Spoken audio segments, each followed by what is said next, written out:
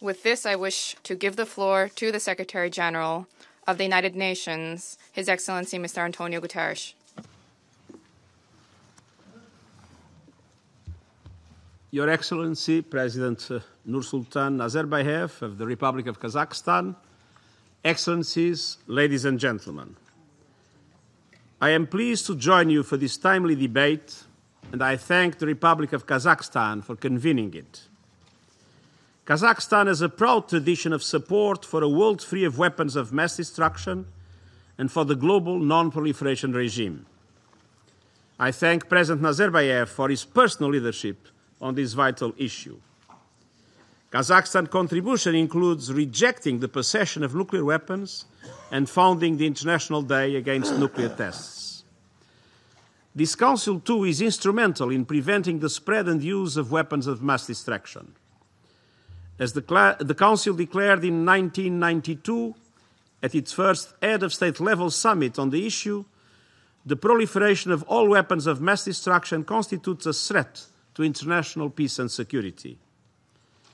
Confidence-building measures, such as Resolutions 255 in 1968 and 984 in 1995, on negative security assurances, helped pave the way, respectively, to the Treaty of Non-proliferation of Nuclear Weapons and to its indefinite extension.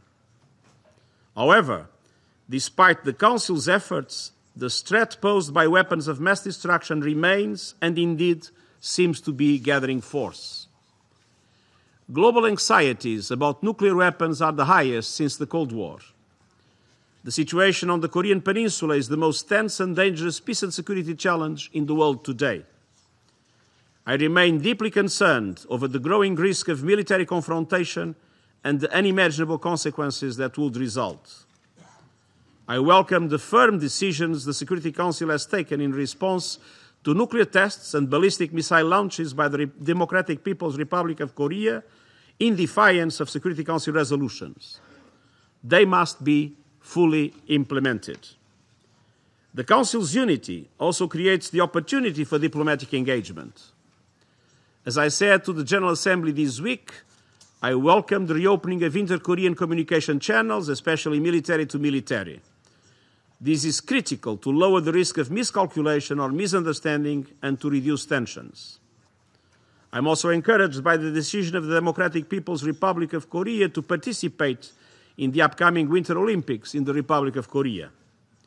We need to build on these small signs of hope and expand diplomatic efforts to achieve the peaceful denuclearization of the Korean Peninsula in the context of regional security.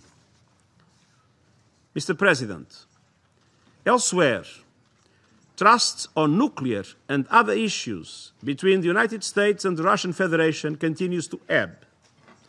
Vital strategic arms reduction measures established during and after the Cold War are under threat. After the expiration of New START in 2021, there seems to be no appetite to negotiate new nuclear arms arsenal reduction treaties. The Joint Comprehensive Plan of Action on the Iranian nuclear program is also being questioned. The multilateral agreement, which is in the interest of the Iranian people and the international community at large, should be preserved.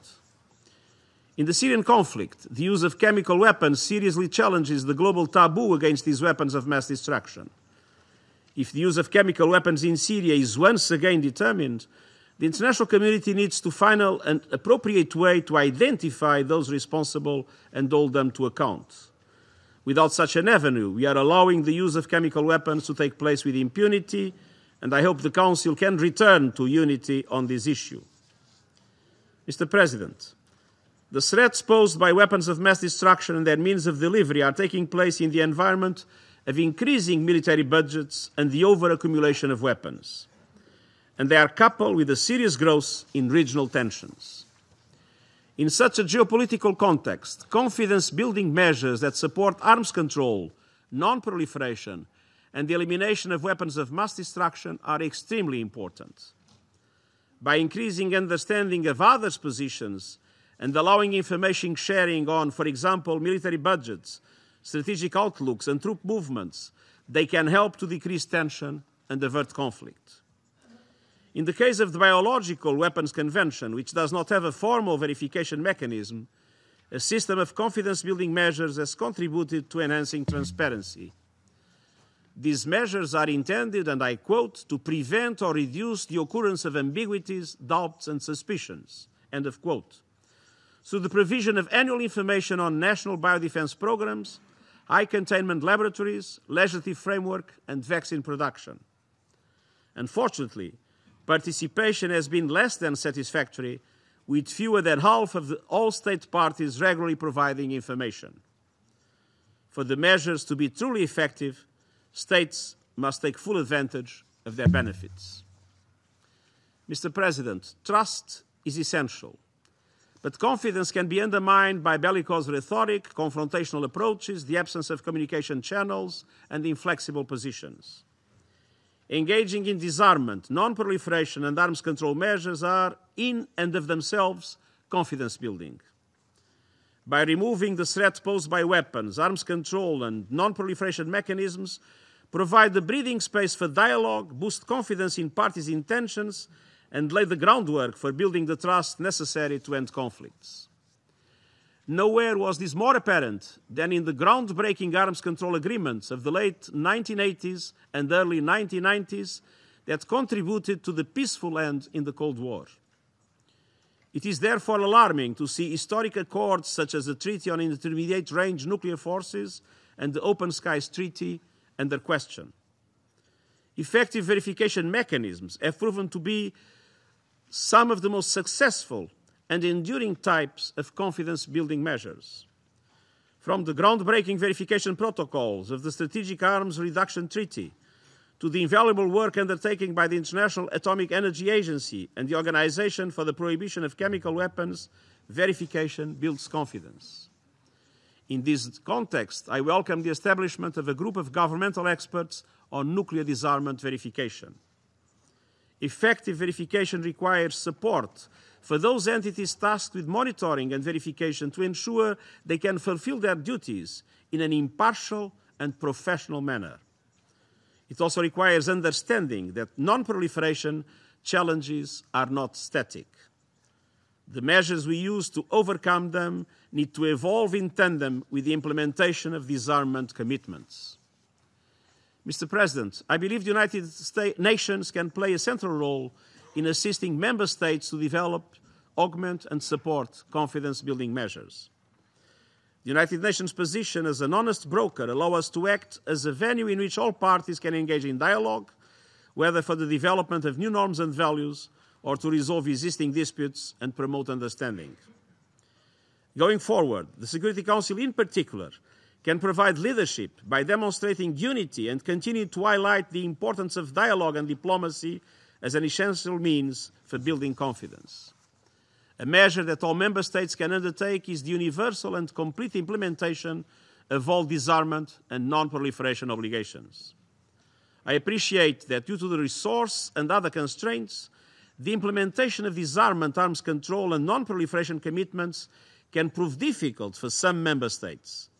I therefore call on all states able to do so to provide the necessary capacity-building assistance.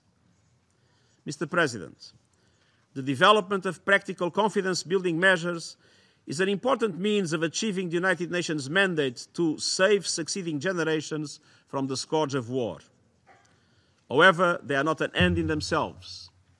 Preventing, mitigating, and resolving conflict requires comprehensive political solutions that include dialogue and negotiations, and in cases involving weapons of mass destruction, verifiable disarmament and non-proliferation. I believe the current international situation underscores the need to reframe and modernize long-standing disarmament and non-proliferation priorities. Deepening divisions and persistent stagnation in these fields are exacerbating international tensions and creating new dangers. As a contribution to reversing these trends, I intend to explore opportunities to generate new direction and impetus for the global disarmament agenda, and I look forward to engaging with stakeholders on these issues in the months ahead. Thank you very much.